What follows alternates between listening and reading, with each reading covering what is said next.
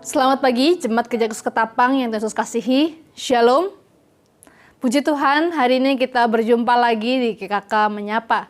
Mari sebelum kita merenungkan firman Tuhan, kita berdoa. Ya Bapa, terima kasih untuk hari baru yang Kau sediakan bagi kami. Biarlah hari ini kami mau sekali lagi mendengar firman-Mu. Berbicaralah ya Tuhan melalui firman-Mu yang hidup kepada setiap hati dan pikiran kami. Tolonglah kami ya Roh Kudus, dalam nama Tuhan Yesus kami berdoa. Amin. Perenungan firman Tuhan hari ini terambil dari Yesaya pasalnya yang ke-40 ayat yang pertama hingga yang ke-11. Saya akan membacakan di ayat yang ke-11. Demikianlah firman Tuhan. Seperti seorang gembala, ia menggembalakan kawanan ternaknya dan menghimpunkannya dengan tangannya. Anak-anak domba di pangkunya, induk-induk domba dituntunnya dengan hati-hati. Jemaat kekasih Kristus, bangsa Israel penerima suara kenabian Yesaya ini sedang mengalami masalah besar. Mereka berada di Babel selama 70 tahun sebagai akibat pemberontakan mereka kepada Tuhan. Mereka telah kehilangan harapan. Kepada siapa lagi mereka bisa berharap? Kepada diri mereka sendiri? Tentu tidak mungkin karena mereka nggak bisa berbuat apa-apa di pembuangan. Kepada bangsa-bangsa di sekitar mereka? Malahan karena bangsa-bangsa di sekitar mereka itulah mereka menerima hukuman Allah. Atau berharap kepada Allah. Masih pantaskah berharap kepada Allah ketika yang terjadi sekarang adalah akibat pemberontakan mereka kepada Allah? Di tengah keputusasaan ini, firman Tuhan datang melalui Nabi Yesaya.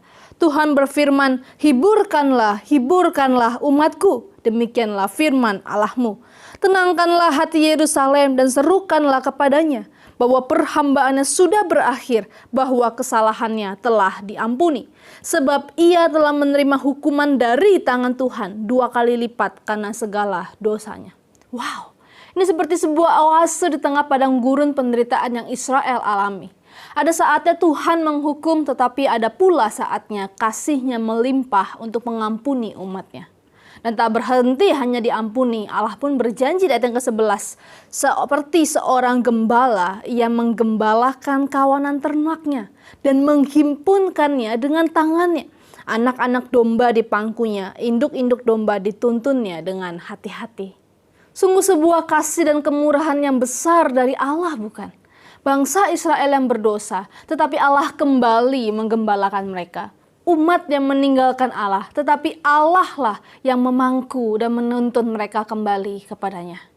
Bapak Ibu Saudara, Tuhan ternyata mengerti betapa putus asanya manusia ketika ia tidak lagi dapat berharap kepada dirinya ataupun kepada orang lain. Tuhan memahami betul keraguan manusia untuk berharap kepada Tuhan ketika yang terjadi adalah akibat dosanya sendiri.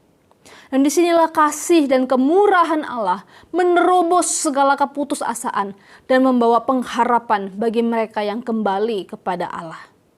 Tentu umat yang telah Allah limpahi dengan kasih dan kemurahan perlu menyambutnya dengan hati yang bertobat kepada Allah. Bertobat bukan sekedar menyesal akibat dosa-dosanya, melainkan bersedia untuk mengakui bahwa kita tidak dapat menjalani kehidupan ini dengan kekuatan kita atau kekuatan relasi kita.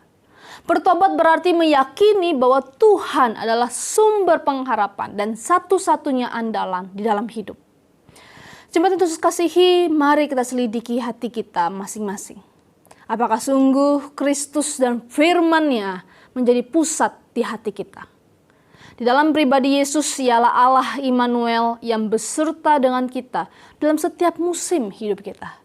Kalau begitu, mari kita hidup di dalam pertobatan setiap hari.